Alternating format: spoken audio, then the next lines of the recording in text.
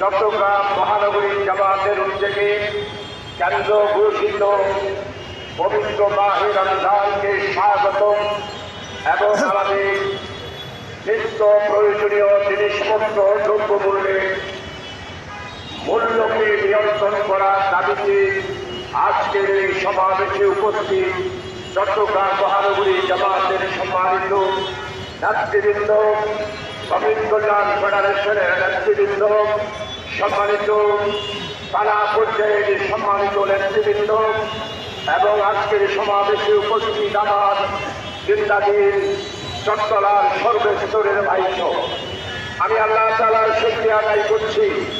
18 বছর পর পবিত্র মাহে রমজানকে রাজপথে স্বাগতম জানানোর জন্য আজকে আমরা সুযোগ পেয়েছি সারা বাংলাদেশে। এই জন্য আল্লাহ তাআলার শুকরিয়া আদায় করছি, আলহামদুলিল্লাহ। সর্বস্তরের ভাইস, মাহে রমজান আল্লাহর পক্ষ থেকে বিশাল একটি নিয়ামত।